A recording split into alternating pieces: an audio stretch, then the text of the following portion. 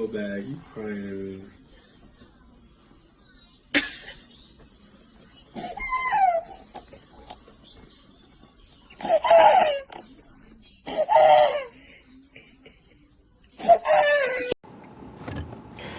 Hey, Uma! Not to be popular. It's just I'm inspired by my brother, that Reality Temple's brother, the most powerful voice on the internet, that reality angel snubbing up 7. That's right, brother. I'm calling you out, brother.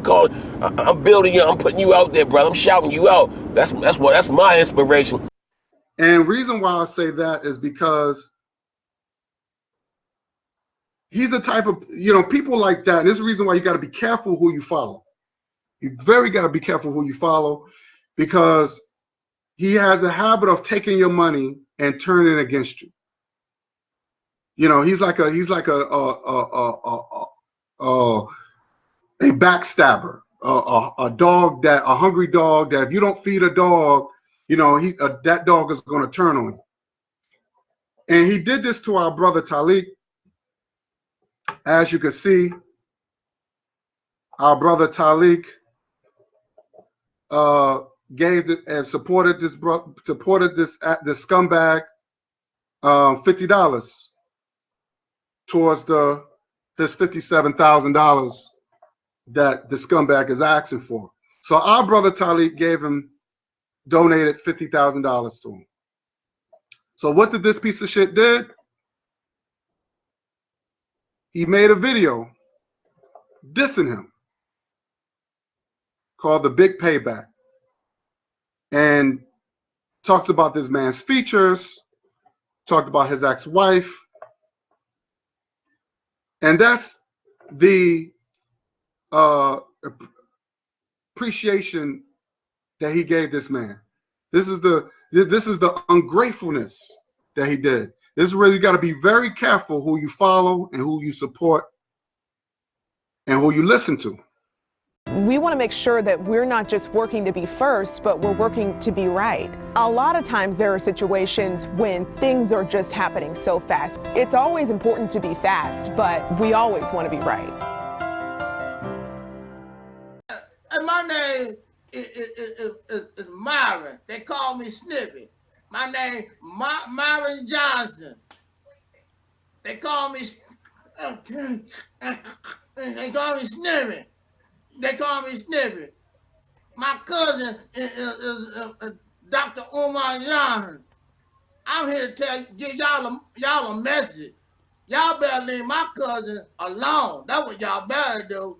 My cousin Umar doing good work for y'all. Y'all some stupid ass niggas, man. And y'all ain't giving the man no money. Y'all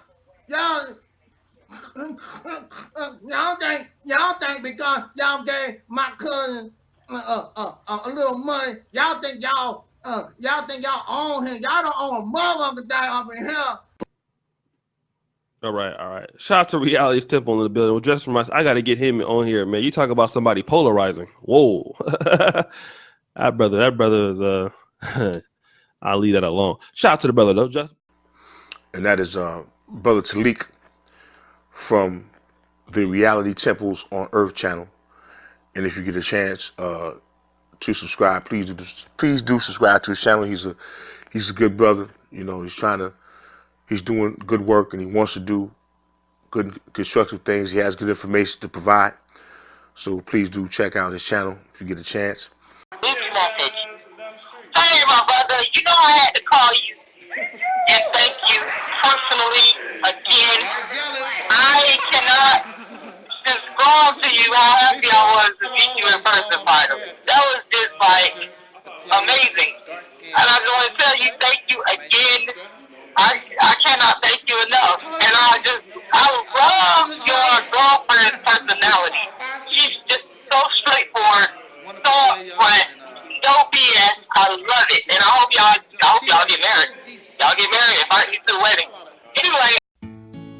Derek Grayson, Navy veteran, family man, minister, musician, constitutional conservative, and now Georgia's conservative choice for U.S. Senate.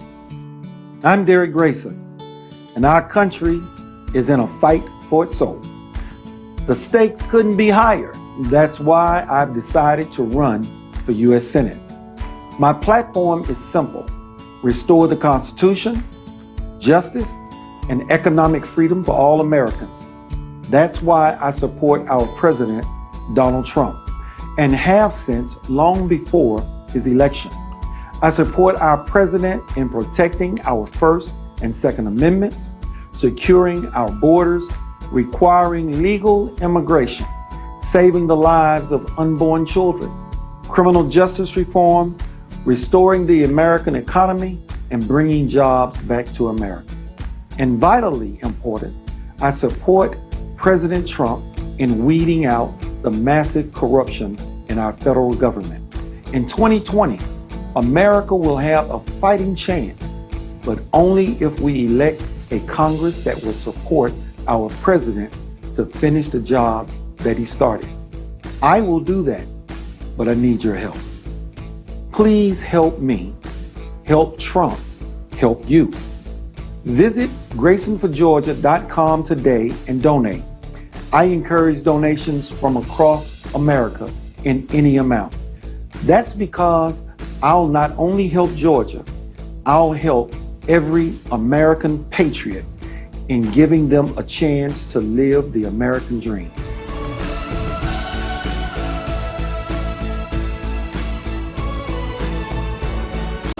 Greetings, folks. T-Mike. You know me from Drive Time, here with a historic moment. We've got Angel Snuffed Up 07 from YouTube, my counterpart. We've got Pastor Daryl Moment from Old Mountaintop Baptist Church. We just did an interview with him on the Council of 12 show not too long ago. Angel and I are working on a little movie script, a 10-minute production that we hope to get on YouTube here soon, and we're going to submit it to the film festival. It's called Resurrection. Malcolm meets Martin. Malcolm is reincarnated and resurrected in the body of Angel, and Martin is resurrected in my body, and Pastor Moment here, that's going to be Ralph David Abernathy. Greetings, folks. We'll talk to you next time. T-Mike out. How you doing, brothers and sisters? This is your brother Taalik Ibn'rad. And of course, as you see, this is a different background for the Reality's Temple on Earth. I'm here in Atlanta, Georgia, visiting Brother T-Mike like I said I was going to, because I think that my visiting this brother is very important, and we are going to accept the example of what we as a people should be doing. We need to compromise our differences for a common goal and purpose. All of us claim that we love black people, that we care about our future generations. This is the beginning, black unification. Without black unification, there's no happiness. So if you don't want to unite with your brothers and sisters, work with your brothers and sisters, you might as well just be happy and stop complaining and be content in the condition that you're in, and continue to view YouTube as nothing but entertainment. I don't view black struggle as entertainment, and Brother T-Mike doesn't view YouTube and black struggle as entertainment. This is very serious business for not only ourselves, but our future generations. So that's why I'm here in Atlanta, Georgia, with wonderful company, Brother T-Mike and the Brother Minister here. So I'm going to be here for about a week, and we're going to see what we can get done and just enjoy each other's company. Until I see you again on the channel, this is your brother Taalik Ibn'rad. Peace forever and always.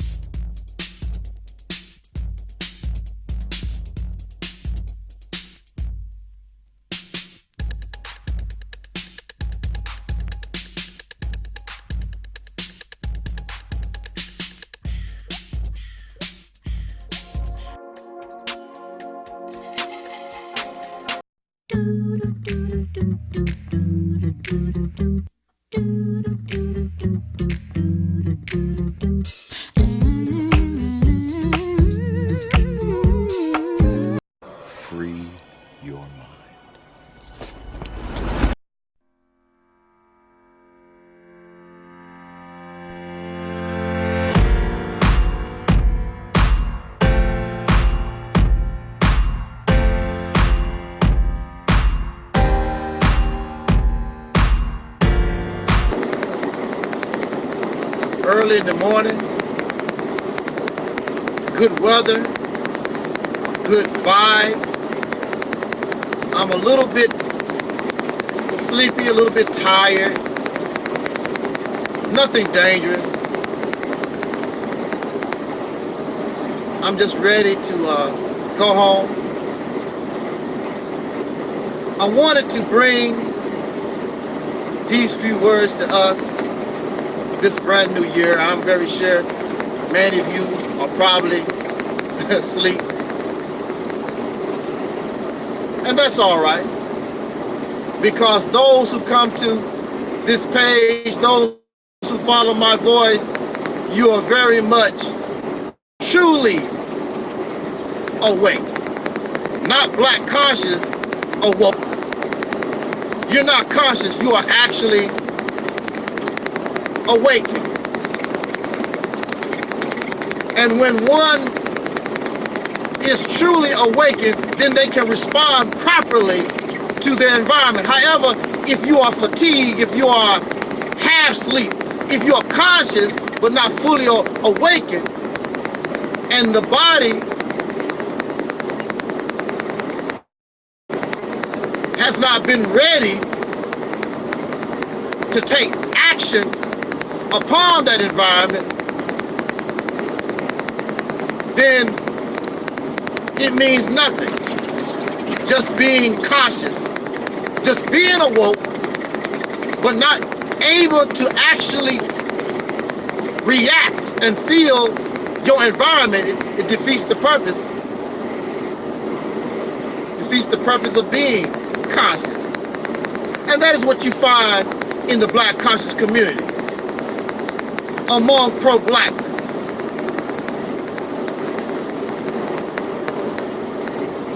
Pro-blackness, black conscious has been turned into a circus, a freak show, a reality show by those who really don't know what struggle is.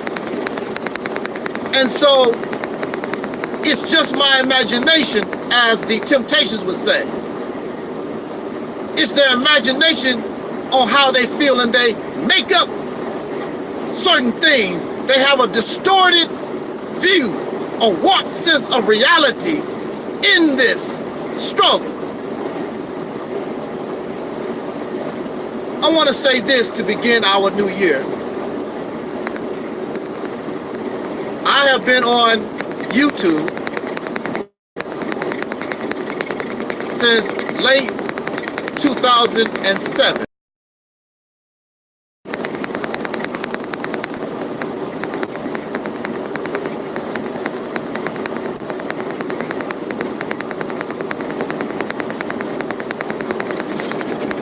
Contrary to what you see now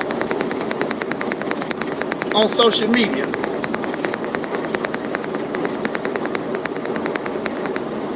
Angel Snub 7 has attracted people from around the world, from all gender, all races, makes no difference.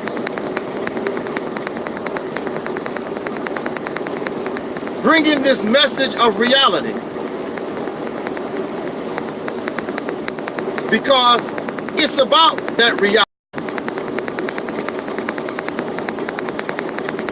But unfortunately for us, it's all about. It's also about ridding yourself from an oppressor. During my time on social media, I have had those who, with good intent, I will say that again, with good intent,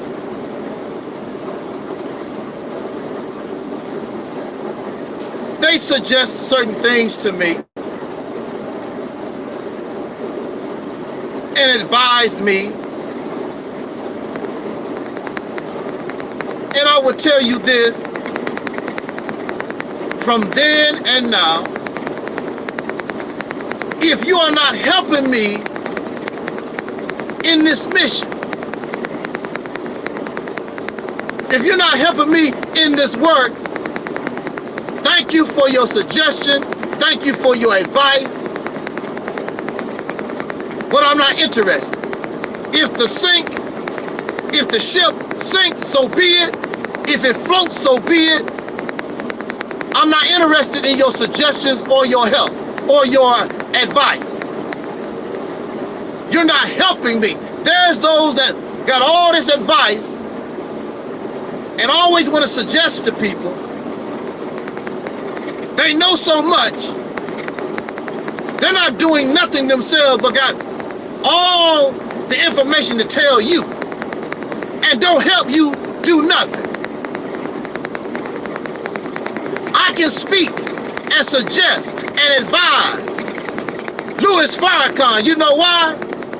Because I helped that man for 9 years. I earned a right to be able to say, we should do this, we should do that, we shouldn't do this, we shouldn't do that. Because I earned it. You want to come and try to control somebody, tell somebody what to do, and sit your ass in the background and do nothing. Well, I would help you, but no, sit your butt down. Not interested.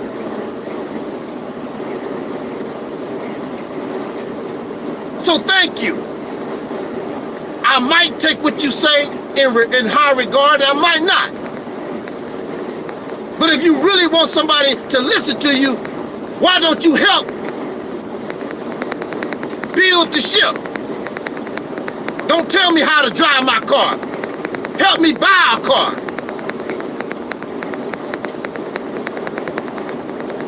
So for me, with all due respect, if you're not helping me promote this work, and it don't cost you nothing, but you don't do absolutely nothing, but I'm supposed to, for some reason, look at you as some type of grandmaster, wisdom, all maker of knowledge or whatever, and supposed to just accept, because you come, well, you know, you need to, no, you do it. Show me how it's done. You do it. And when you show me how it's done, maybe I might apply that. But if you're not here helping me do this work, I don't need your advice. I don't need your suggestions. I've been doing just fine since 2007. Whatever I've been doing, it was worthy that YouTube destroyed 100 of my channels. And whatever I'm doing, the 10 subscribers, the 10 views that I get, clearly it's enough to get the attention of certain folks where they can't keep my name out their mouth. Where when I show up, they leave because they don't want to deal and face real truth. It ain't that serious. Now, having that out the way,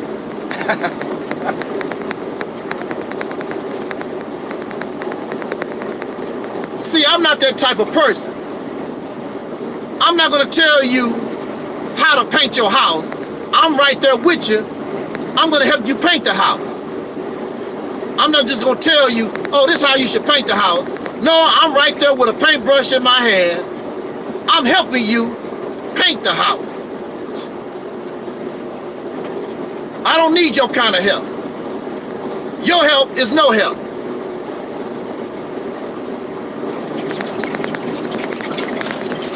Now, I want to talk about these Johnny-come-lately pro-black folks. 2020, no more. I'm not going to invite no pro-black nobody on my platform. I'm keeping all that pro-black, black conscious garbage, all those type of people away from me. I don't want nothing to do with them. They are nasty, vile, hypocrites, violent, arrogant, self-righteous, and the list goes on. Plagiarists, intellectual property thieves, liars, insane. All in the name of pro-blackness. So I will leave pro-blackness alone. I know what pro-blackness really is. I grew up in it. Elijah Muhammad was alive.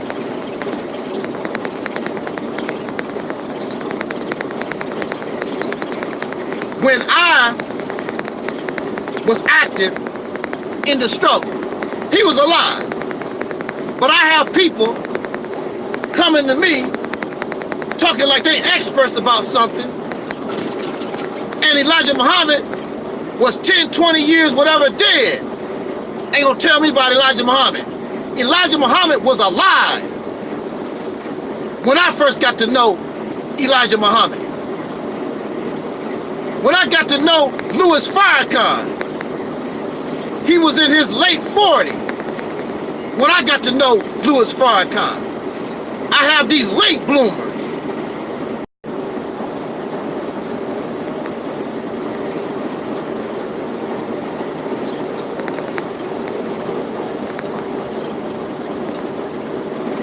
These late bloomers coming to me trying to tell me this, offer me their wisdom.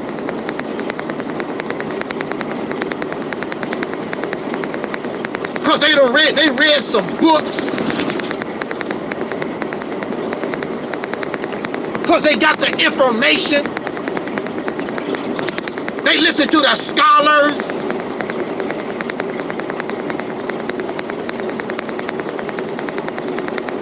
Me all this, and I was living it. I don't have to read what was going on in a book. I'm a child of the 60s. I was born toward the end of Jim Crow segregation.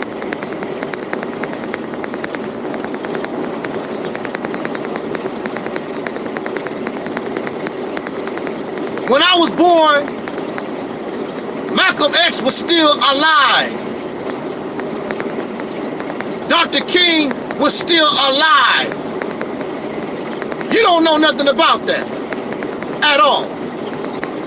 Period. You don't know nothing about it. These people was alive. And these Johnny-come-latelys coming around like they experts. They in their late 20s.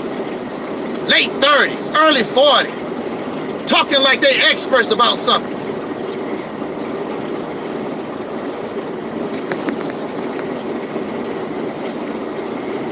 I'm a child of soul power. I'm a child of black power.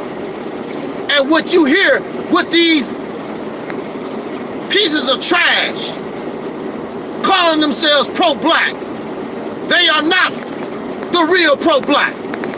This garbage that you see coming from these platforms, you did not hear in the 1960s. You did not hear in the 70s. So I don't know what pro-black they talking about. All this hate of brothers and sisters. All this self-righteous attitude, morality. Foolishness.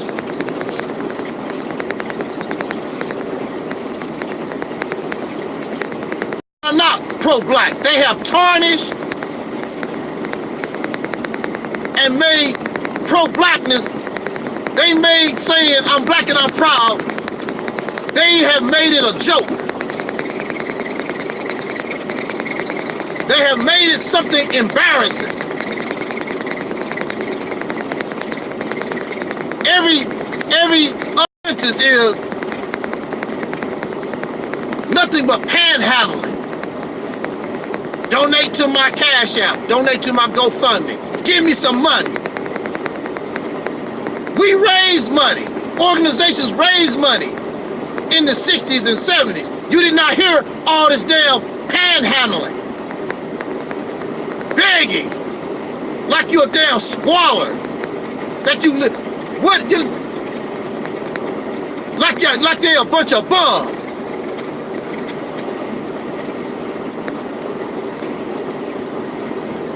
I'm black and I'm proud.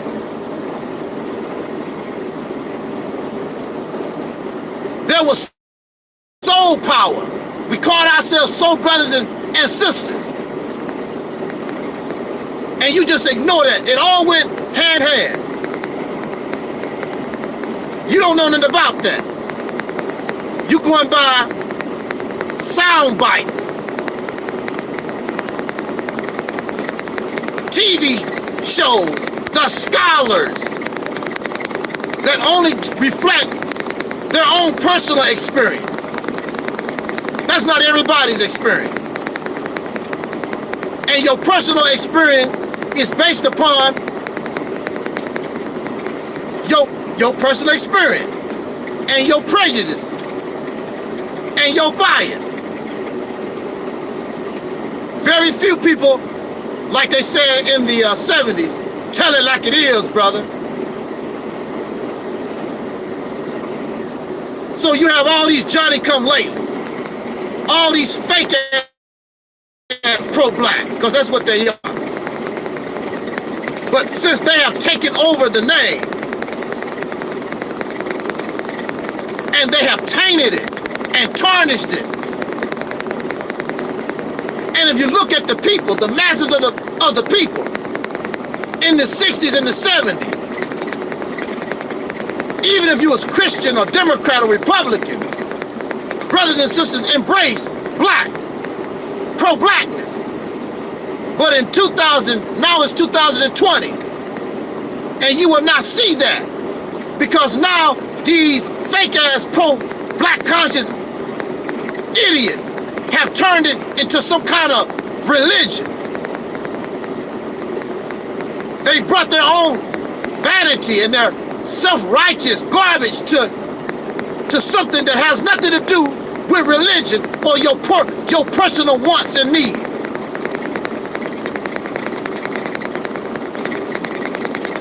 Contrary to popular belief, the Nation of Islam was not part of Black Power. It was a religious organization. Their purpose is to convert you to a religion.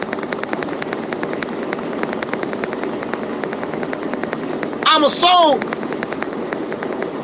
soul brother. That's what I am. I'm responding to my sister Fox in the chat room. She said if I'm not pro-black, but I'm a soul brother. I'm a descendant of a slave born in America with melanated, dark skin, however you want to call it. My ancestry could be African, it could be Aboriginal. That's what I am. I'm not involved in that race garbage.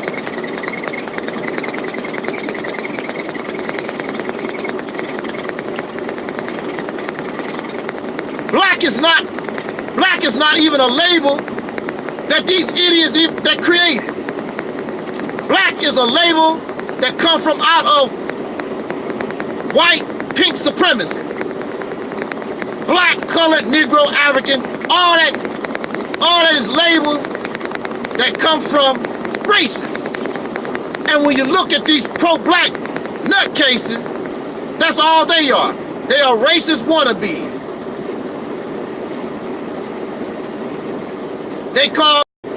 They call you Uncle Tom and Coon and Sambo. They talk just like the racists do. Same thing. That's because that's what they are. They are nothing but children of races. That's what this pro-blackness is now. My sister says we are in a race-based society. The Jesus of the Bible says, I'm in the world, but I'm not of this world. I recently, not too long ago, had to file some insurance papers.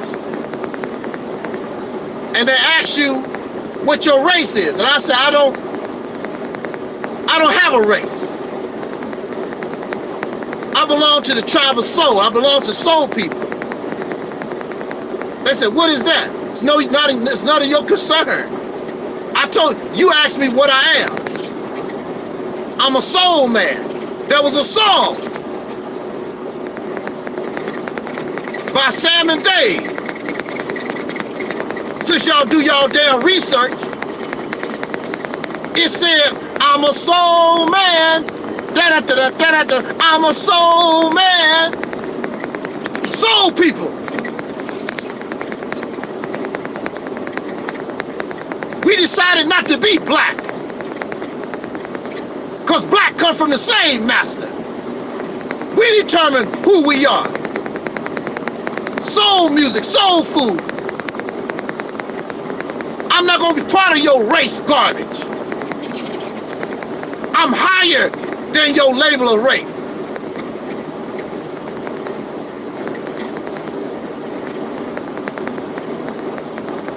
In this society,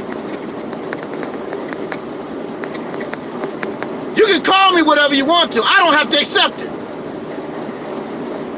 Like I told these people on my insurance. They said, well, aren't you a black man or African American? I said, no. Didn't I tell you, fool, what I am? Now you're starting to make me mad. You don't let people tell you who you are. You can consider me anything that you want to. I'm telling you what I am. So they filed the papers and they filed me as white.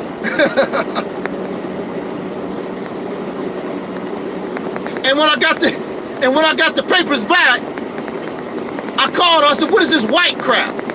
Well, we didn't know what to put down. You keep saying so. I told you what I am.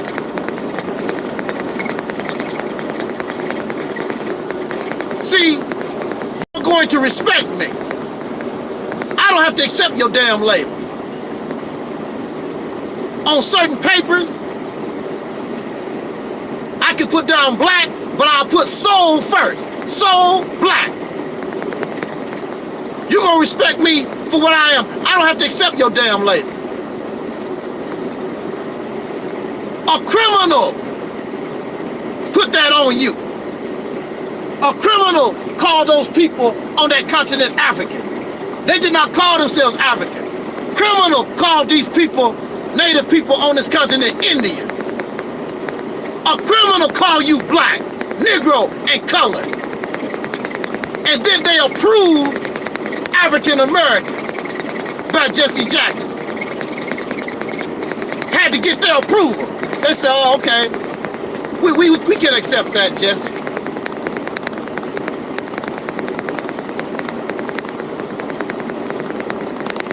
They destroyed soul power.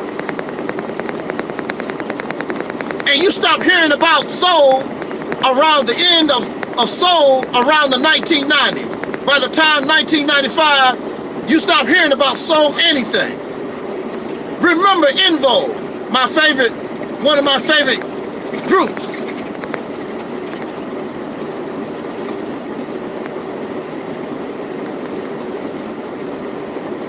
One of my favorite groups was En Vogue. They came out in 1992.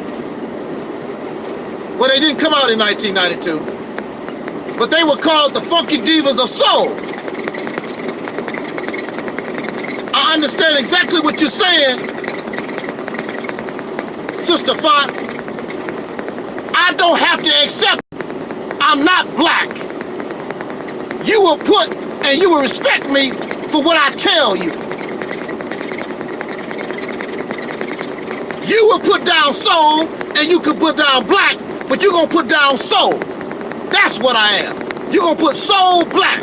That's what you're gonna put down. I'm not gonna accept your racism. That's racist. And that's what I told him. Well, aren't you black? I said, you sound like a racist. Oh no, sir. I'm not. Don't call me black.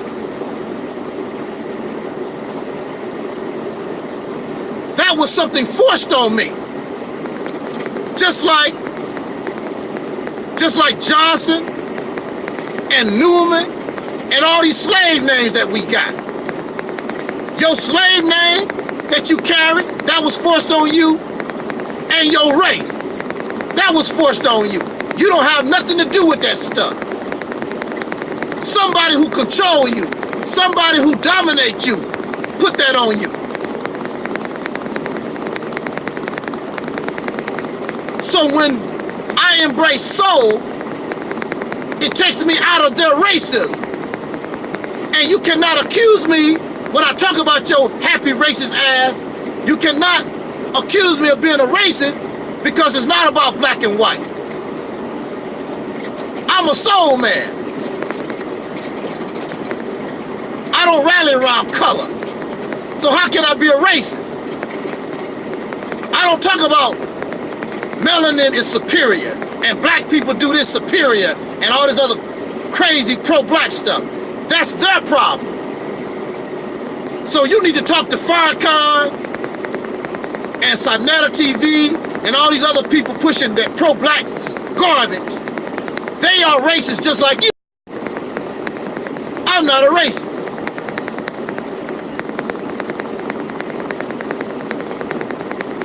So I grew up in the real pro-blackness.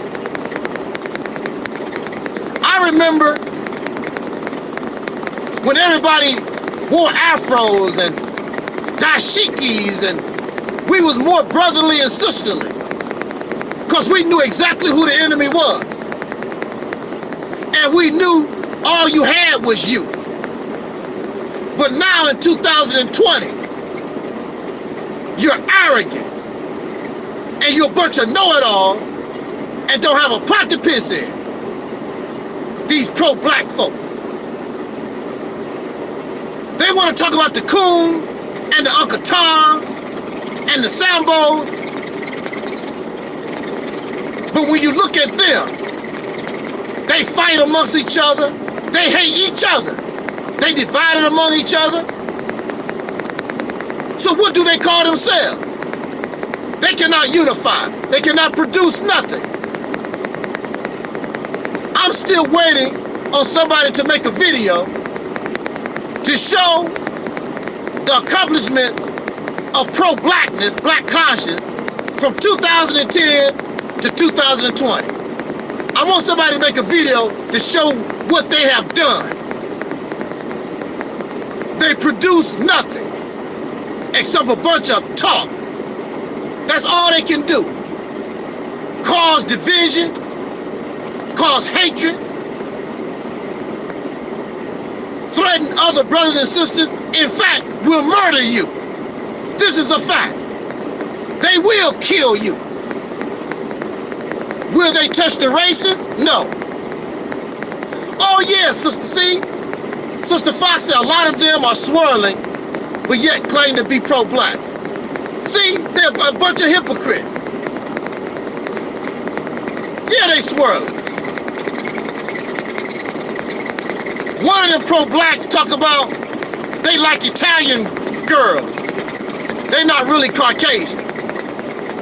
When did that happen? They so fake. And if you want to follow that mindset, it's even gotten to the point where they defend and protect pedophiles and rapists. And we know pro-blacks are woman haters. They don't like the sisters. They skin and grin in y'all sisters' face as long as you submit to them, these men. As long as you submit and be a good slave.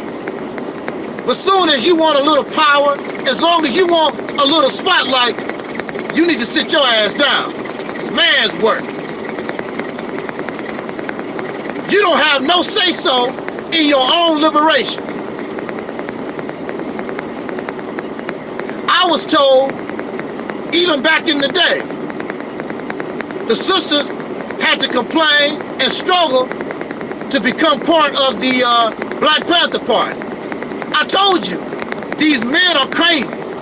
And when you look at pro-blackness, it's led by these insane, crazy-ass, wacky men. Do not follow these men, I'm telling you. They are out of their mind. They are not leaders. They are incompetent. They are bad for you. They do not have the right mindset. They live in fairy tales.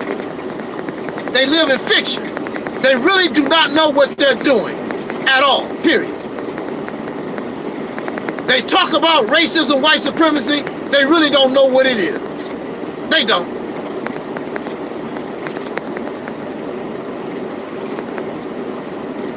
And so you have these pro-black folks.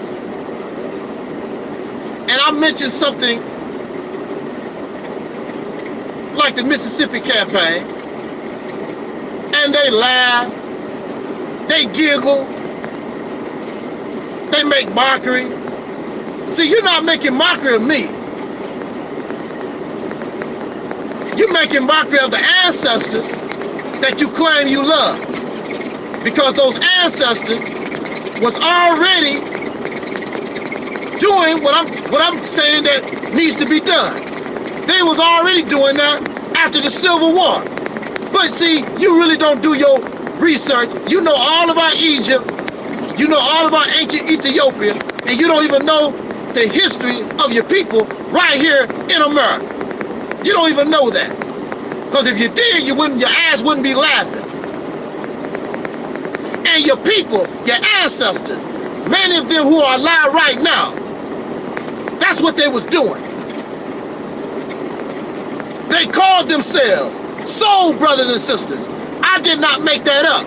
It was going on when I was born. They said, somebody told me, you're a soul brother, don't you know? I did not make that up. It was already in progress when I was a baby. That's what they told me.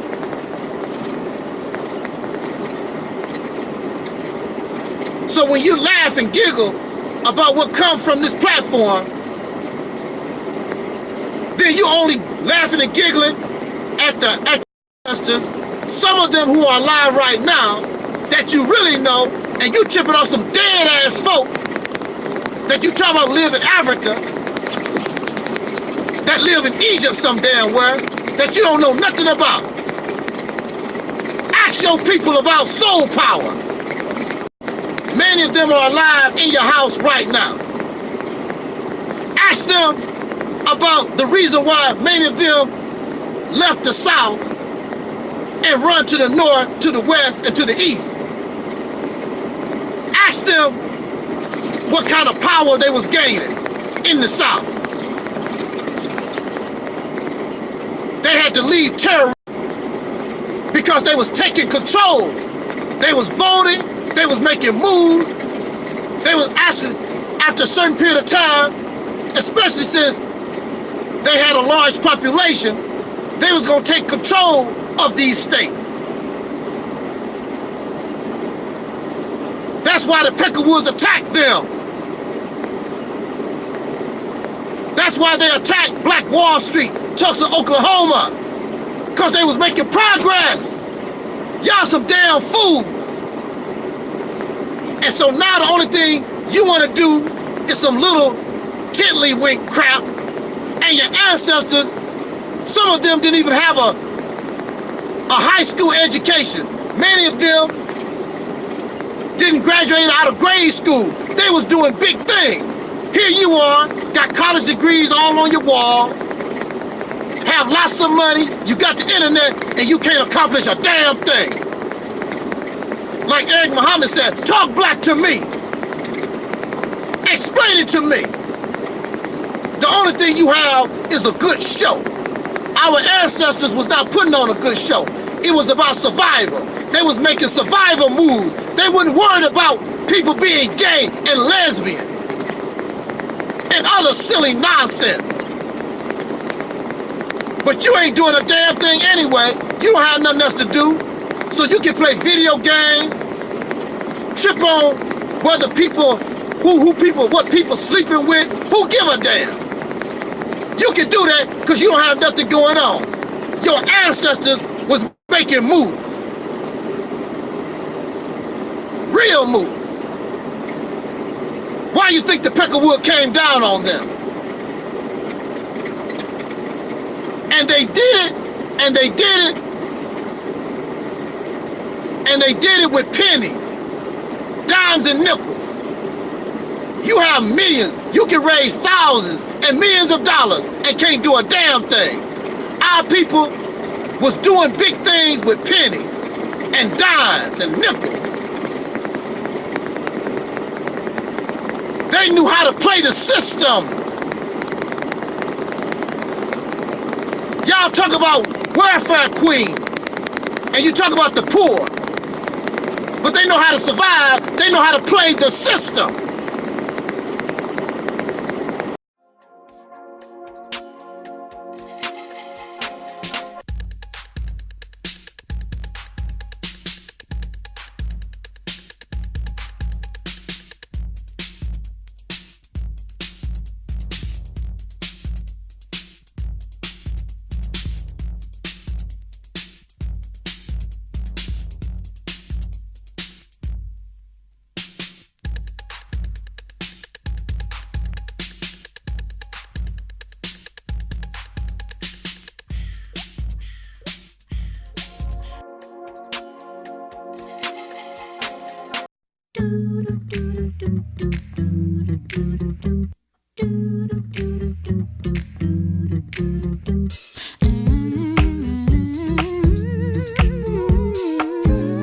Free your mind.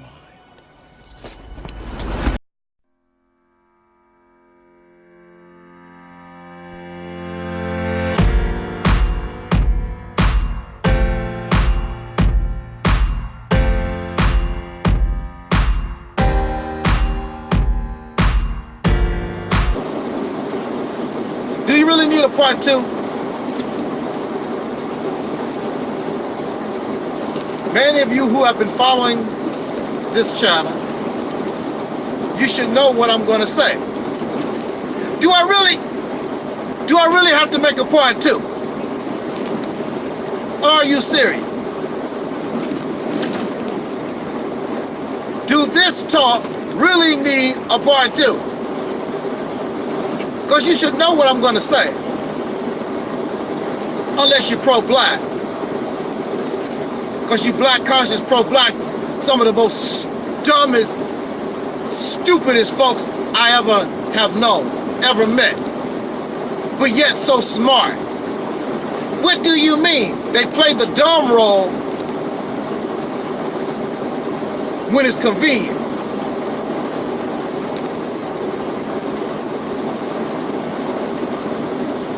Black conscious pro-black folks are what you call functional illiterates.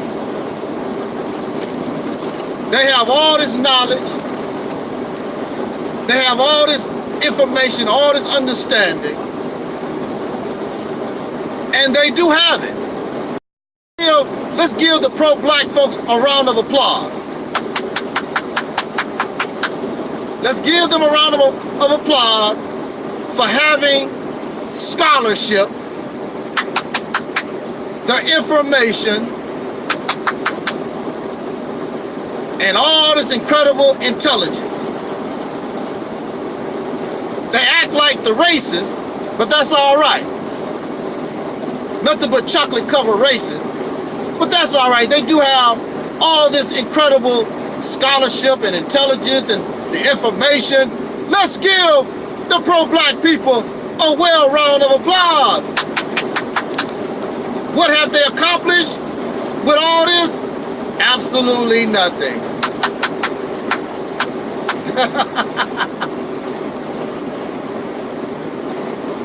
There's an old saying, you're too smart for your own good. There's nothing wrong with intelligence, except when you don't know what to do with that intelligence. You really don't know what to do with that information. They have turned the struggle into a religion. I believe in John Henry Clark. I believe in Dr. Ben and Francis, Dr. Claude Anderson. These are their prophets. These are their prophets. These are their messengers and messiahs. Old videotape of Malcolm X, Louis Farrakhan, old audio tapes, maybe videotapes of Marcus Garvey. These are the messiahs. These are the prophets of this new religion called Black Conscience. This new religion called pro-black, because that's all that it is. It's a religion. And what happens in religion? You believe and you get nothing for your belief. You keep talking about blessings. You keep talking about the reality that your prayers will be answered. And what makes it so bad, these sewer rats, these parasites that beg for money, just like any other Christian preacher. And they give you nothing in return except a good feeling. A good feeling that don't pay your bills. A good feeling that don't bring you friends in all walks of life. And good homes. And all these things that Elijah Muhammad promised his followers. He got it, but his followers clearly did not. Do I really have to make a part two? I guess I do. It makes no difference. Now, when I bring my message to this platform, I always have. I know a few big impressive words. I can learn some big impressive words. I'm not interested in that because I want you to understand where I'm coming from. Even a child can understand. I don't want to sound educated. I don't want to sound scholarly. I want to be where you are. Whether it is scholarly or whether it is just coming sober from a crack binge. I want to be able to talk to you. If you can barely crawl right out of your mother's womb, I want to be able to communicate with you. And I want you to know that I am not smarter than you. I am not better than you. None of these things. Because when you begin to use your brain, and use your brain instead of quoting from holy books from dead people, and use your own brain to think for yourself for a change, I'm not worried. When you do that, we'll all get on the same page in reality. And everybody that use their own brain and stop depending upon some dead person that wrote a Bible or wrote some damn book or some scholar doing research that you did not do. So that means your mindset is like their mindset and they are human beings. What if they are wrong? What if they are off the point, off the mark? Then that means you are not on point. You are off the mark because you are following not your own brain, not your own research, information, and scholarship. You're going by the conclusions of somebody else, and chances are you don't even know who the hell they are. And most of them are dead. You are a living person, and you depend on the dead.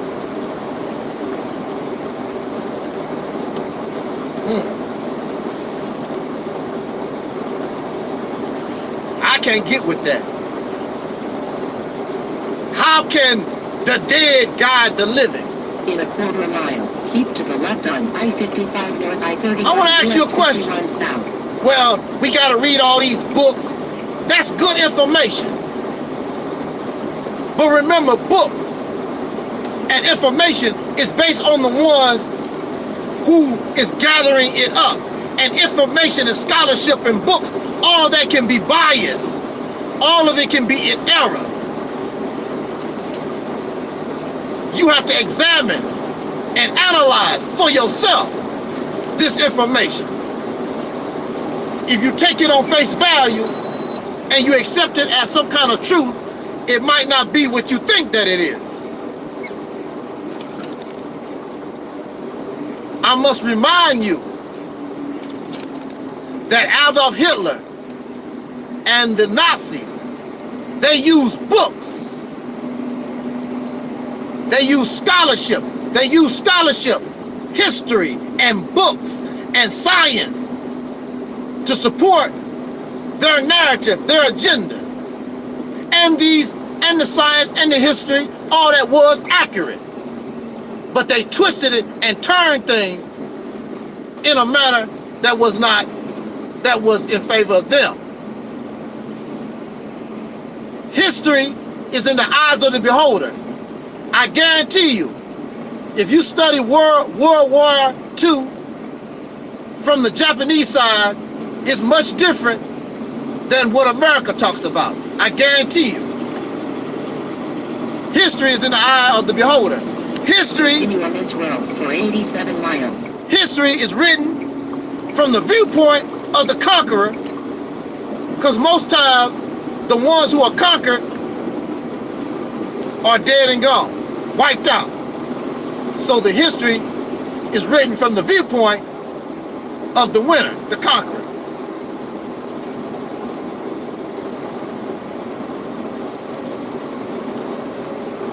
So I'm not impressed with your scholarship and your information and all this stuff that y'all foam at the mouth, because it can have error because it was written by men. And men are capable of error because men are not perfect. Men can be biased. Men can be prejudiced. Men cannot like somebody and not give them credit in history that they deserve, or make an evil and wicked person look like they was a saint. That's what we see.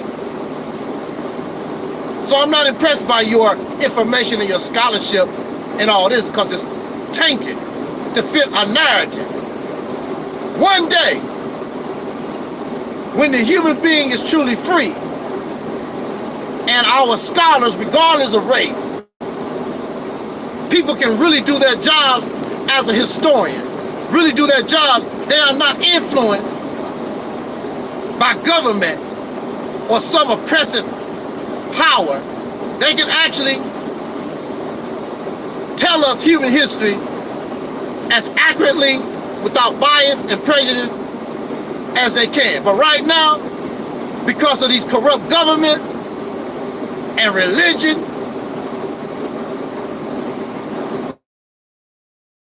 history has been tainted. But these pro-blacks want to bring you plagiarized, fabricated, twisted and turned history. Of course it favors them. And I don't blame them, because that's what was done to dark-skinned people, melanated people. The races took history and they twisted and they flipped and wrote it in a manner to make melanated, dark-skinned people on the earth look like savages and stupid. But it makes no sense for you to turn around and do the exact same thing that your oppressor done. But that's what pro-blackness, black conscience have done. All this black stuff. Pro-black, all this pro-blackness. Pro-blackness is nothing but pro-whiteness. That's all it is. It's just chocolate covered. It's the same stuff. Tomato, tomato, same stuff. Sound the same. Act the same way. They vile, nasty, hateful, arrogant, self-righteous, Same way like the white supremacists. Same way like the white racists. They act the same kind of way they do. The white racists call you Uncle Tom, Coons, and Sambos, and that's what the pro-black folks do. They call you Coons, Sambos, Uncle Toms, all that kind of stuff. Same thing. It's the same thing. So they have taken I'm black and I'm proud and turned it into something very embarrassing, nasty, and vulgar. There's nothing to be proud of being black now. Because if these are the examples of what blackness is, I know damn well I don't want nothing to do with it.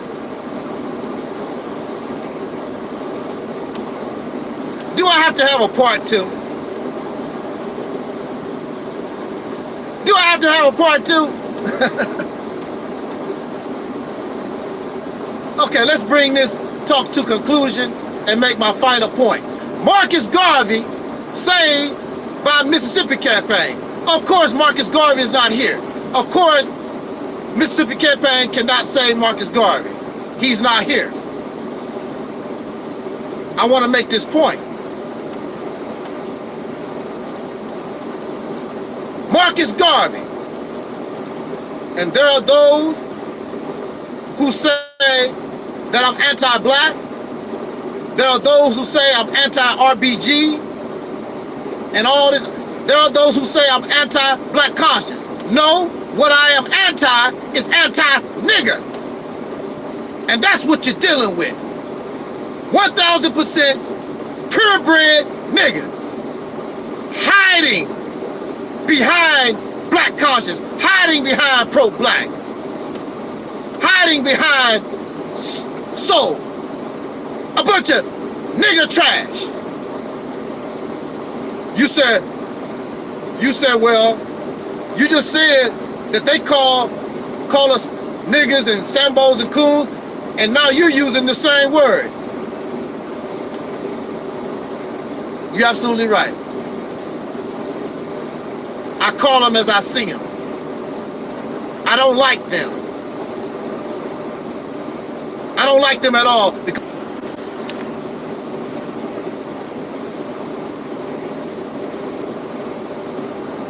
hey there, Alston.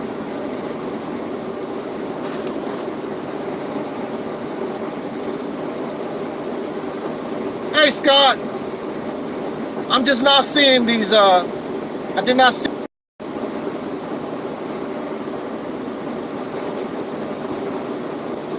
That's what, happy Kwanzaa to you, Sister Allison. That's what your massa created. So don't talk about me using the N-word when that's what your whole conversation is about, calling people different names.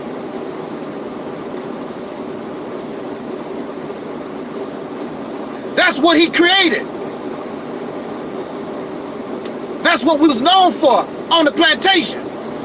But if you call yourself black, I thought black's supposed to be different from nigger.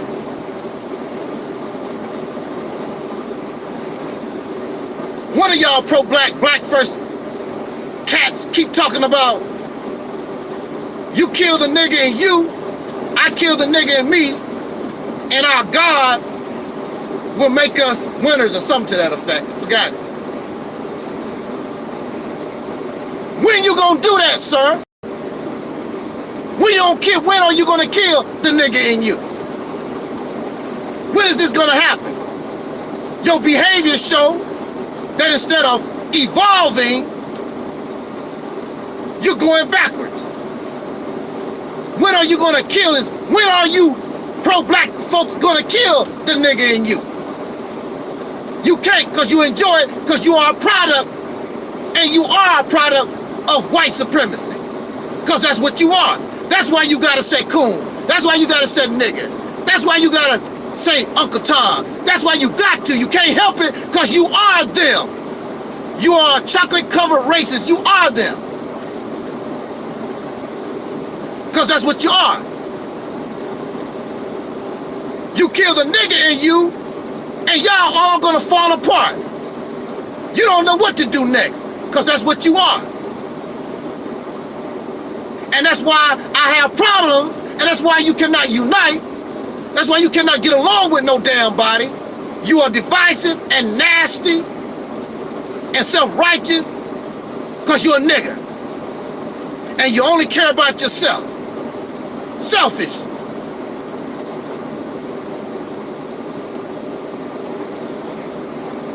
It's not my fault, it's your fault. A bunch of know-it-alls. Don't have a pot to piss in. Where your pot? Your pee-pee falling straight on the ground. All this knowledge and understanding. You impress other slaves. You do not impress the enemy, nor do you impress those whose minds are truly awoke. Because for me, the circus is over. I was in the Nation of Islam for 9 years in a damn circus. That's over. All your tough talk, you ain't gonna bust the grape. All you keep talking about what we need to do, well, do it. What we could do, woulda, shoulda, coulda, do it. You've been around since 2010, 2020 now. In that 10-year period, what did all this black conscious RBG Nation, Kemetic, Hebrew Israelite, if you put all of them together, what did they do? Absolutely nothing. A bunch of speeches, documentaries, conferences, they created nothing of no kind of substance. Didn't even give away a damn turkey on Thanksgiving, Christmas. They done absolutely nothing for you, and you giving these people your time, your energy, and your money, and you get nothing in return. The Honorable Elijah Muhammad said, why do our people love the white man? Because he gives you nothing. And that's why you love all these suckers. And they don't require nothing of you, because they don't have nothing for you to do. They don't know what to do. They're incompetent.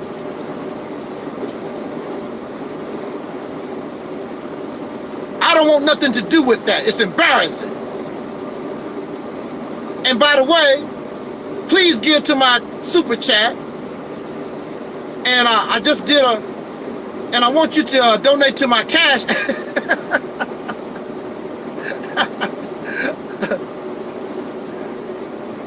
Donate to my GoFundMe account.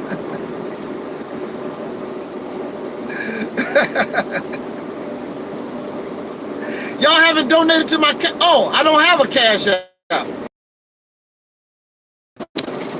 If I was pro-black, I would. Give me. Donate to me. For what? So you can do what? Keep doing the nothing that they've been doing for the last 10 years. Selling, they might sell shoes, some jackets and some t-shirts.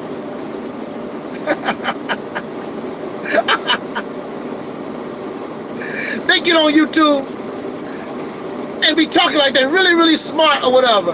I'm like, only a slave would be impressed. Looking for feel-good crap. Even as a teenager, I was not impressed by feel-good crap. Because the way you talking, you're going to take care of some serious business. When I was 18, 17, 18 years old, I heard Farrakhan. I'm like, wow, this man going to take care of some serious business. It's 2020. This man ain't took care of nothing. Bunch of speeches. They got a few rinky-dink schools, you know, a few schools or whatever, but don't have nothing. All that damn talk, all this damn money we done gave this man and support. But if that's the way, you like it, if that's the way, you like it, well, be my guest. Be my guest. So we have Marcus Garvey. May he rest in peace. And you have people attacking Marcus Garvey, calling Marcus Garvey an Asian, all kinds of stupid stuff. What have they done? Not a damn thing. Nothing at all. I must respect Marcus Garvey. I do not have any respect for these RPG Nation pieces of trash of 2020. In fact, they are an embarrassment to Marcus Garvey. They are embarrassing. He will look at them and shake his head, how in shame. This is how you honor me? You put me on a pedestal and look how you carry yourself? Look at what you do?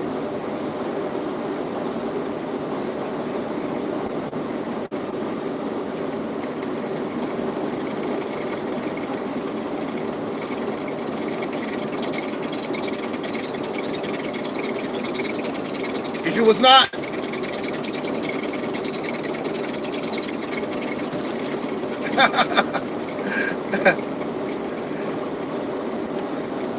hey, Alliston, if it was not for Marcus Garvey, Elijah Muhammad, Malcolm, Noah Drew Ali, it makes no difference whether you agree with these men or not, or whatever. They paved the way so I can exist. If they did not do what they done, I would not exist. I know without Elijah Muhammad, I would not be talking to you right now. I don't know what I would be doing if I wasn't influenced by Elijah Muhammad. Might be a damn drunk somewhere on Skid Row. Who knows?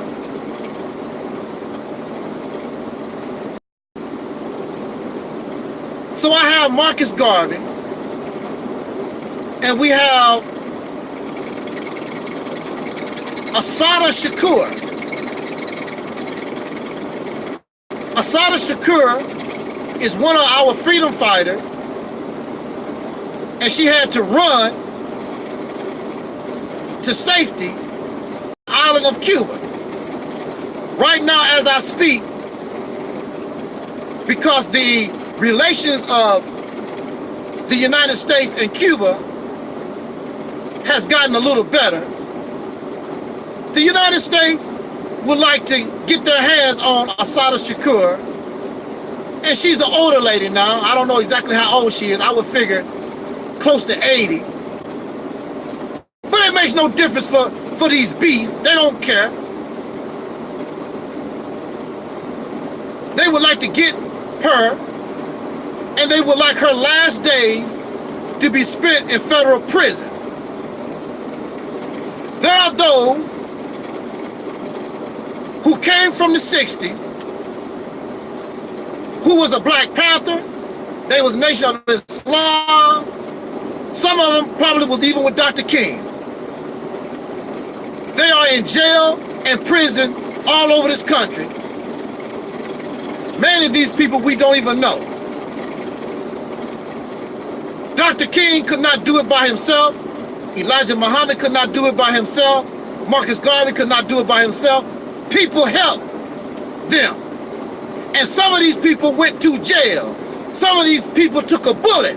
Some of these people are in prison right now. And I bet you they wish, I wish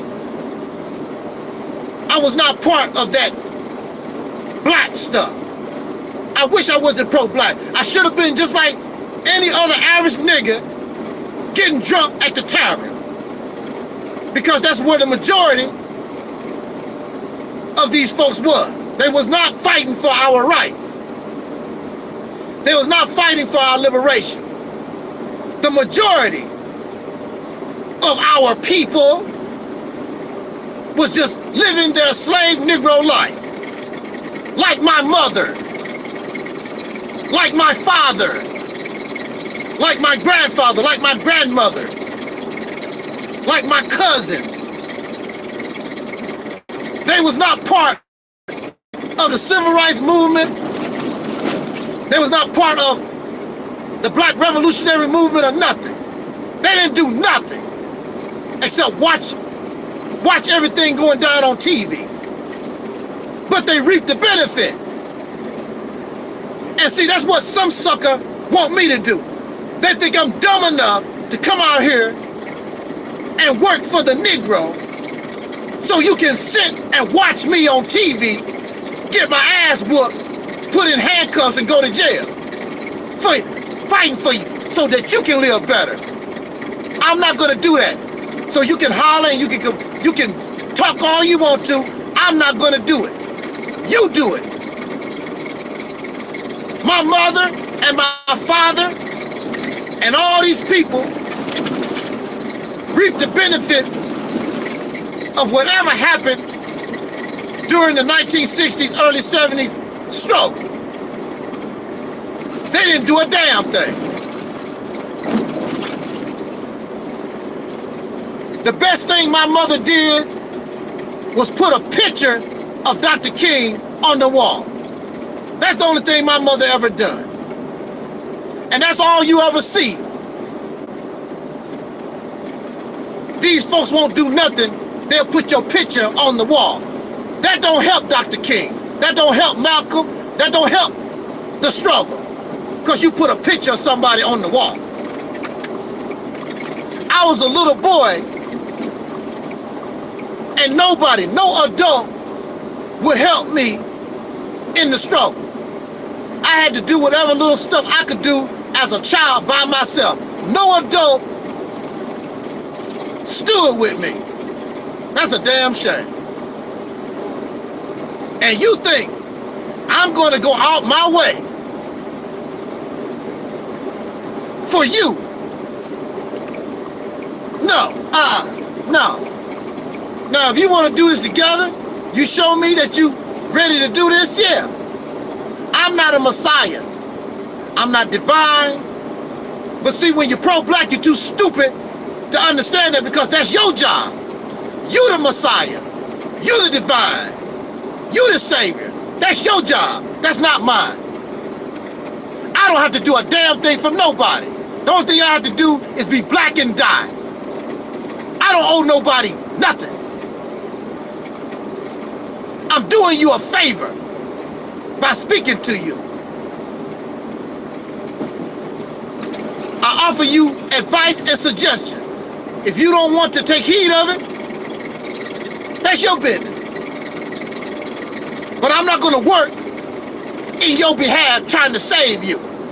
The hell with you, drown, burn up in the fire. Who gives a damn? That's your business. Even in religious texts, it says that God helped those who help themselves. If you take one step, God takes two steps. These folks aren't doing nothing. I'm not your savior.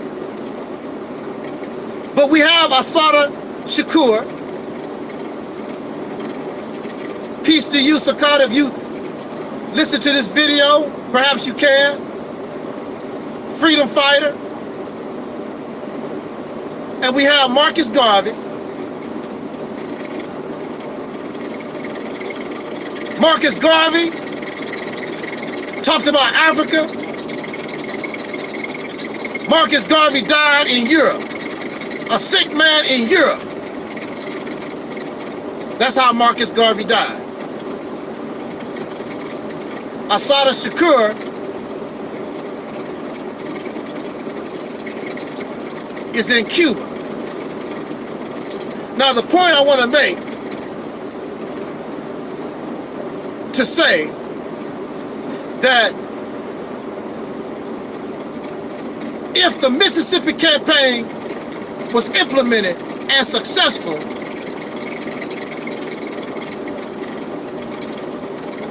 what if Marcus Garvey, instead of talking about all that African stuff, instead of trying to make this business and bought all these raggedy ships. Marcus Garvey had over 1 million people, plenty of help to get this job done. What if Marcus Garvey, instead of trying to be international, what if Marcus Garvey took his influence, took his power, and concentrated in one area? What if Marcus Garvey in the 1930s took his people and took control of Mississippi?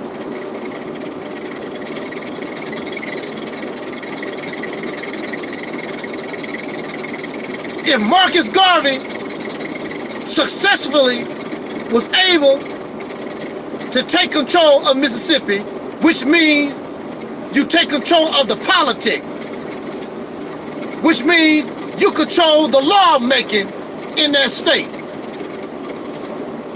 Don't you know? When the feds came down on Marcus Garvey, it would have been a whole different outcome. You know why? If we control the state of Mississippi, Assata Shakur might not have to run and end up in Cuba. You know why? Because now you have a safe haven. You have a power that backs you up. So when they come after Marcus Garvey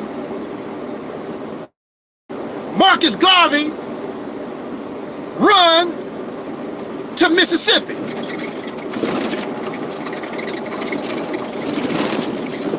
And the federal government said, well, we got these charges and blah, blah, blah. And the state of Mississippi tells you, the federal government, you gotta prove it.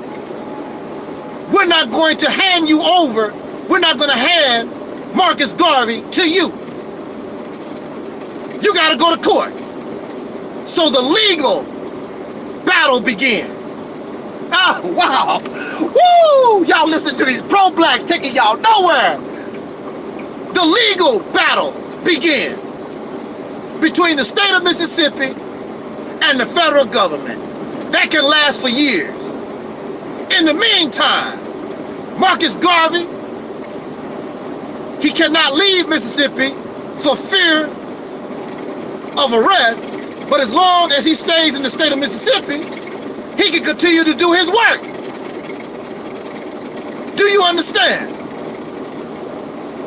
Oh, Negro, you talking out of your boo-boo. I give you an up-to-date example. These immigrants that come here, and Trump is the federal government. Trump and the boys say they got to get the hell out. These cities, not even a state, these cities tell the United States government, these people are in my city and this is a safe haven, you're not going to do a damn thing to them. How many of these people are being deported by the federal government? Like Eric Muhammad said, talk black to me. Very few, because these people are under the protection of these cities. I think Atlanta, Georgia is a safe haven for immigrants, and some places in Texas and whatever. And the federal government, they said the hell with the federal government. We're not doing it.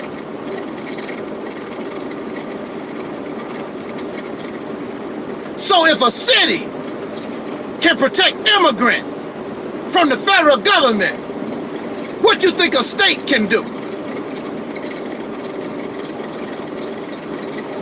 You are not allowing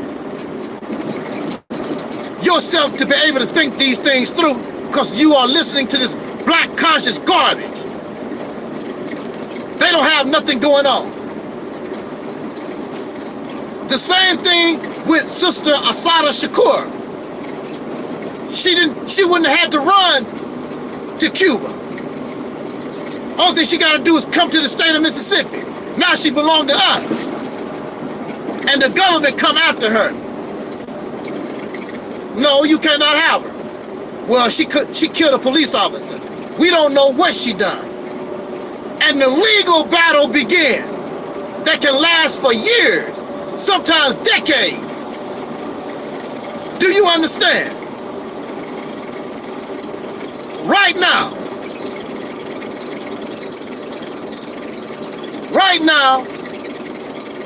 we have nowhere to run to. Now those immigrants, they can run back home, back to Venezuela, Brazil, wherever the hell. You have nowhere to go. You talk, you have kind of power. With all your businesses, all your schools, all your tiddlywink stuff that you do, it do not gain you any power. What if you are in California and you had to shoot a police officer in self-defense, and you are innocent, but you know it's going to happen to you because we live in racism, white supremacy. But if you can make it to Mississippi, now you know you got a chance. California and the federal government come looking. Well, California, federal government, we ain't giving this person to you. The legal battle starts. You got a state backing you up now. You have nothing backing you up right now. Absolutely nothing. And they can do to us anything they feel like.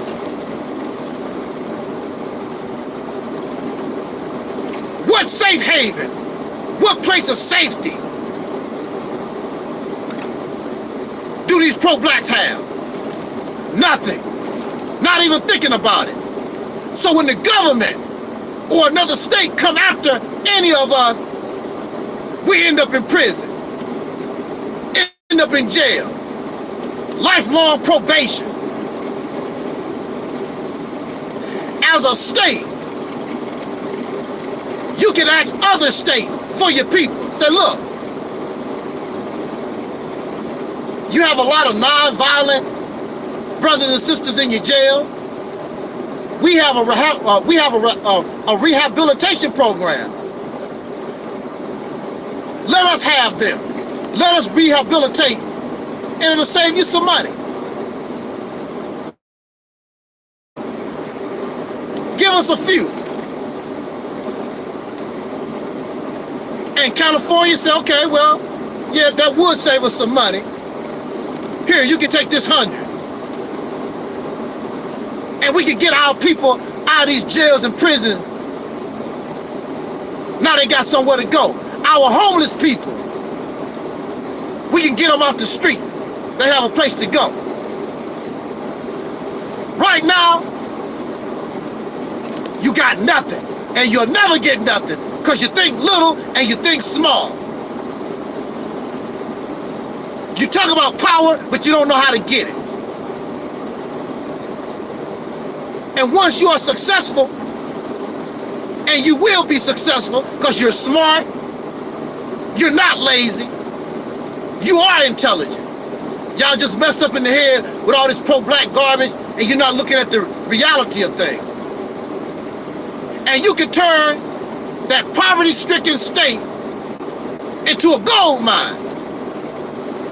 And now you have proven that you are successful, and now your goal is to get Alabama and Georgia and Tennessee.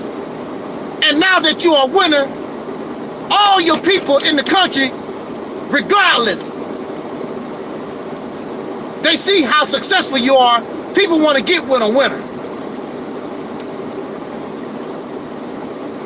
And all these names that you like, I'm a god, I'm a king, I'm a queen. Now you have proven you're not talking the talk, now you're walking the walk.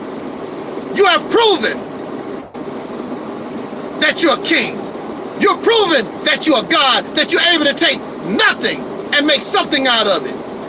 No more talk. My actions speak louder than words. No more DVDs. No more conferences. Look at my farms. Look at my industry. Very few homeless people on the street. My teenage pregnancy rate is very low. We got more married people now. We got more jobs. People coming from other parts of the country because they need a job. This is not imagination. This is not a fairy tale. This is what you can do when you get out of fairy tale land. All that talking bull crap. That's not going to get you nowhere. Selling false hopes and dreams. Marcus Garvey could have died a proud man right here in the United States if he had a power base like a state to support him. And we can bring our sister, Assata Shakur, back home with us where she belongs. If we had some kind of real power. But we don't. These people are not as strong and powerful and smart as you think. These suckers want to be international. They want to. Who cares about that?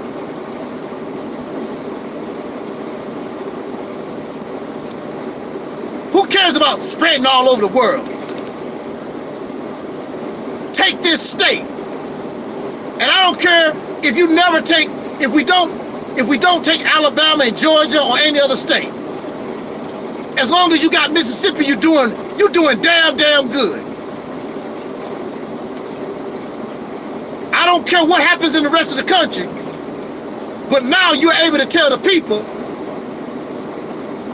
I don't know what you do in California, I don't know what they do in Jersey, but if you come to Mississippi with that racist nonsense, it's a whole different ball game, because we run this. We make the laws. We make the policy. This is ours. And if you got a bunch of white folks that don't want to be under the rule of Negroes, bye. Adios amigos.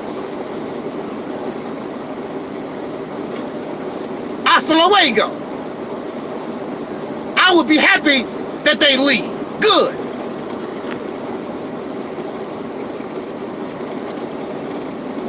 Power at last forever. A state has the ability to do its own. So if you claim that you love Africa so much, now you are in a position to negotiate and make moves with that continent. Right now, you don't have nothing to offer Africa. What you gonna offer Africa? Nothing. Except a bunch of talk. But if you was at a successful state, now you can talk to Africa. What you got? We want some of that oil. We want some of them diamonds. We want some of those resources. Now you can wheel and deal because you got power. And it's very difficult for the federal government, the United States, to come against you because you are the United States.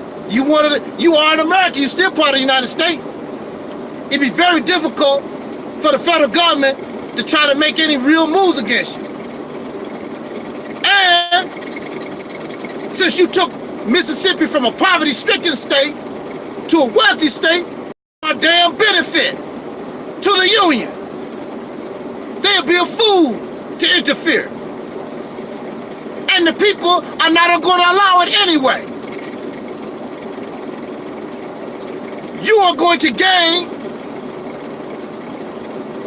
the support of the people, of Americans when you do this, regardless of race. I guarantee you it. I guarantee you. Because they looking at something like, damn, we didn't think nothing like that could be done. And you evolved from a nigger to this black man that you claim that you are. To this God, this king that you claim that you are. Now you don't have to talk it. People can see it. Man, woo! Look what they done.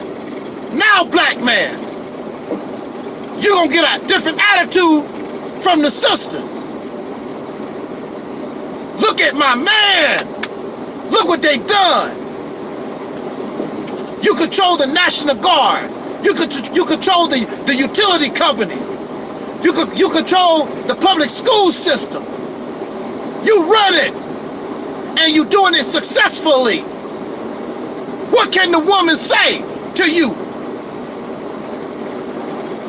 You don't tell her to submit.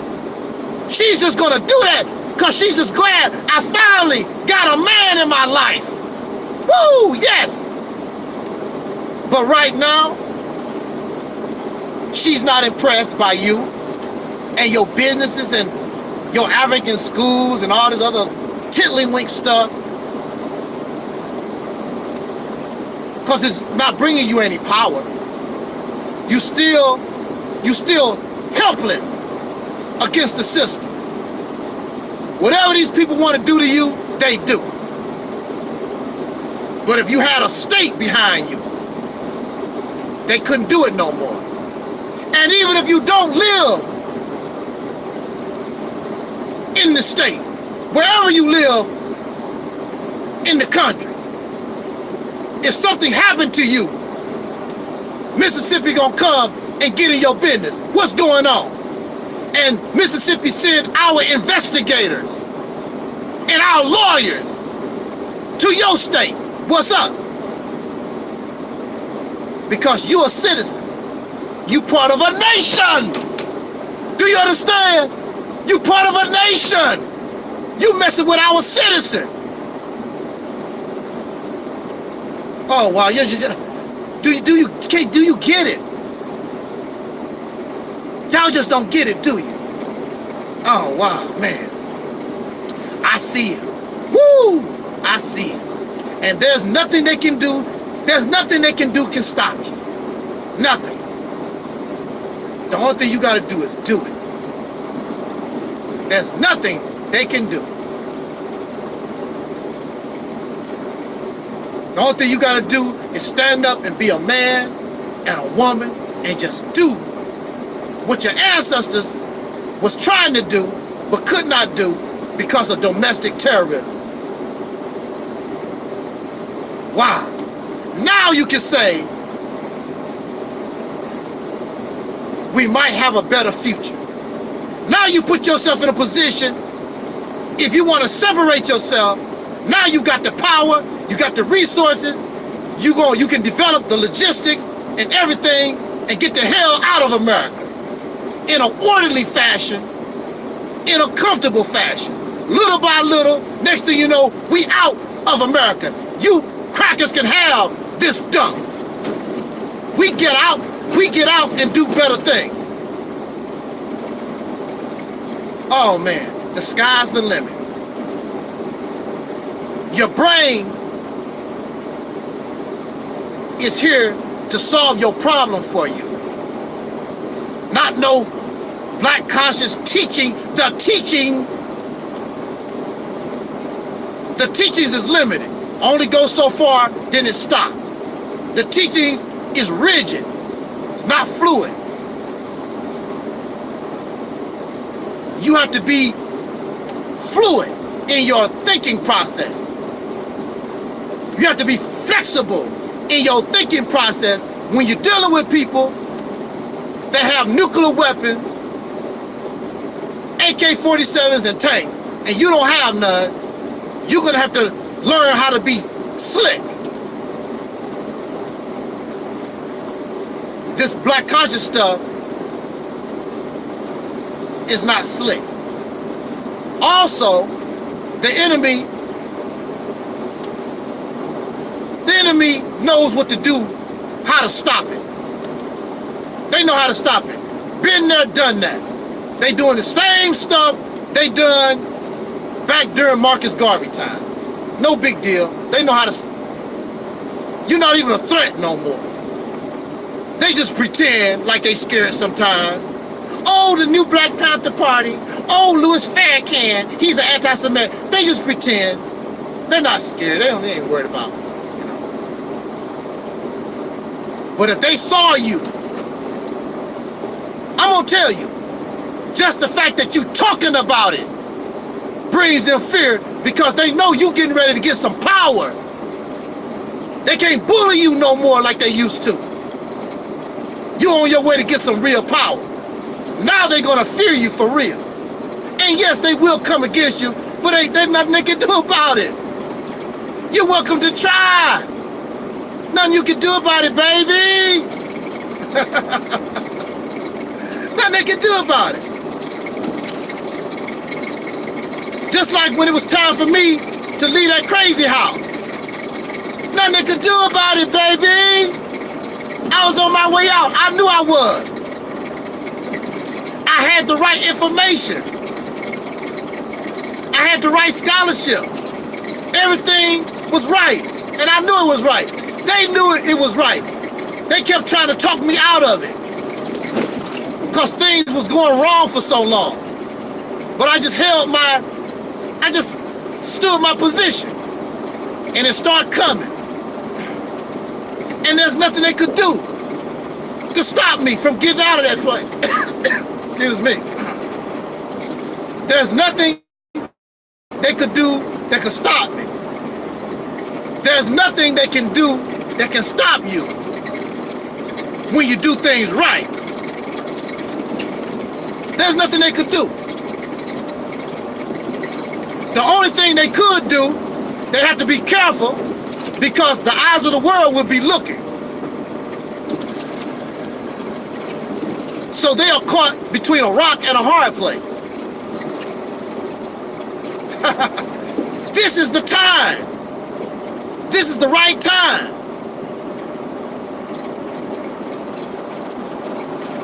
And if it was not the right time, I would not be bringing it to you because I could not bring this to you in 2007, 2009, 2011, 2014.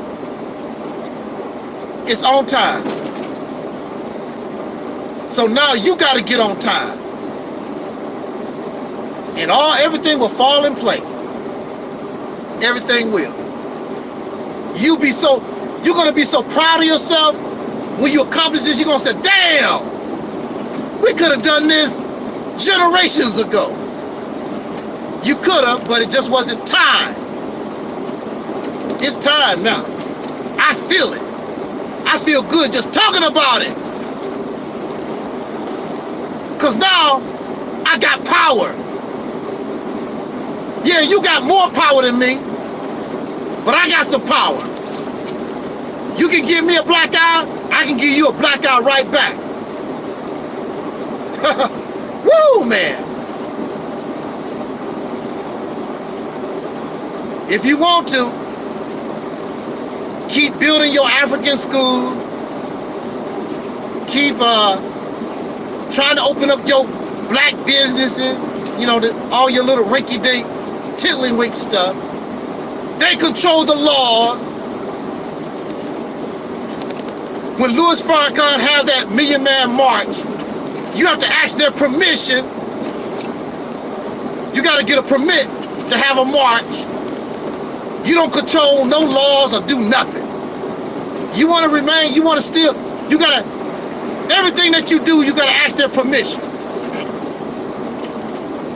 At least, if you come to this place here, now they got to ask you permission. What a wonderful feeling. And it blows their mind too. Like, damn, if we go to Mississippi, we got to talk to them niggas. And if you want to, you can create laws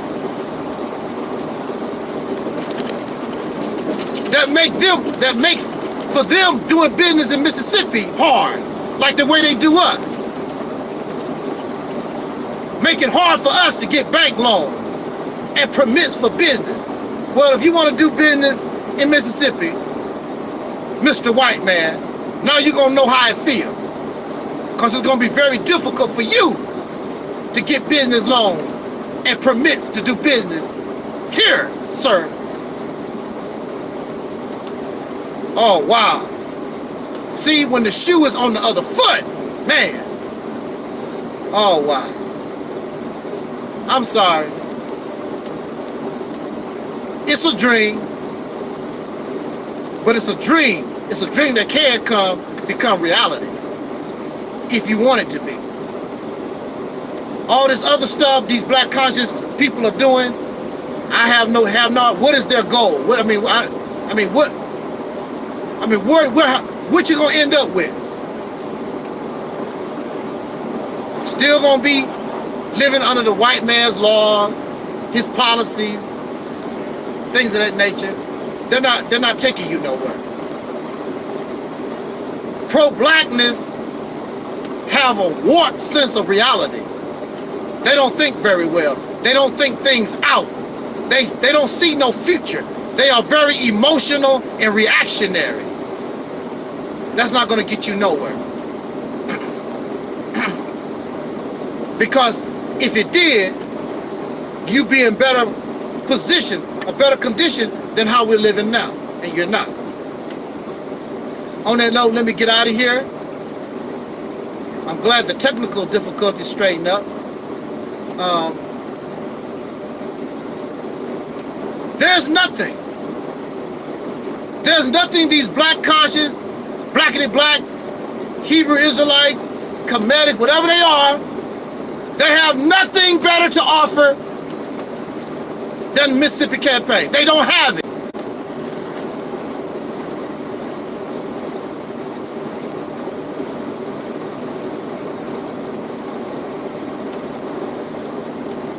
I have some of these blackity black folks, silly people, gonna come and challenge Mississippi campaign. You don't have nothing.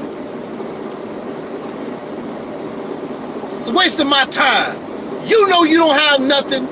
I know you don't have nothing. It's a waste of my time.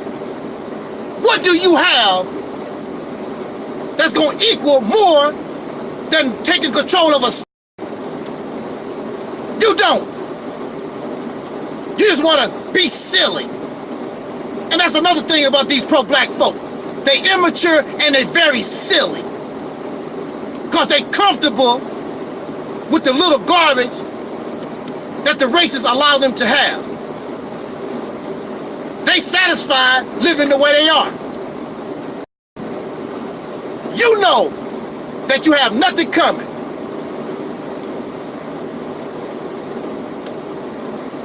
All the places that I put Soul Liberation Day and talk about the Mississippi campaign, these people don't even comment.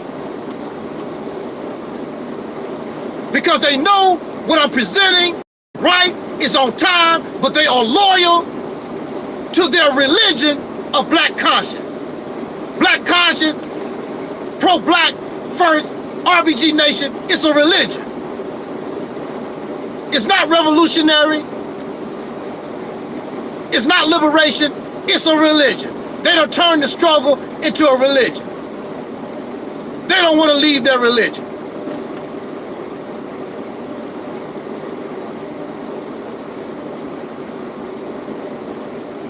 I will accept anybody except these clowns. And I remember not too long ago, somebody from ADOS said they want to debate me. I haven't heard from them no more. I said, you don't know what you're dealing with. You need to understand what the Mississippi campaign is before you think bringing ADOS. ADOS can't touch. While you begging for reparations, we taking control of a state and we are taking reparations. whether they like it or not. So how is ADOS better than Mississippi campaign?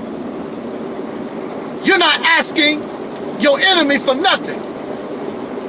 You just found a slick way to take it.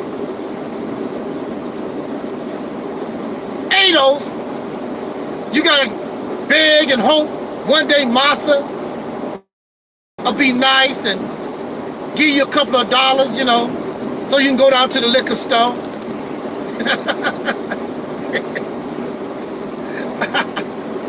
Buy you some condoms. Hey, buy you some condoms or whatever. Y'all keep making babies to live with races and don't have nothing for these children. Hey, and you don't have nothing for these children. Nothing. Don't you see how proud these children will be, regardless to where they live in the country?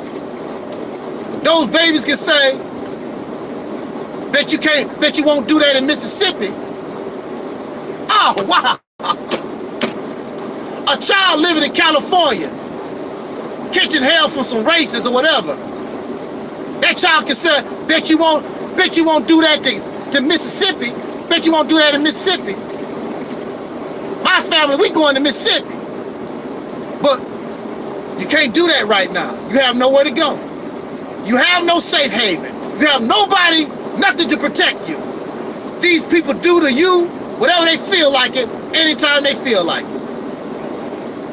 And that's what these black conscious blackity black folks want. They want you and me to continue to get our ass whooped anytime. And if that's what you want, so be it. You believe in God, I say that God has brought this solution to you.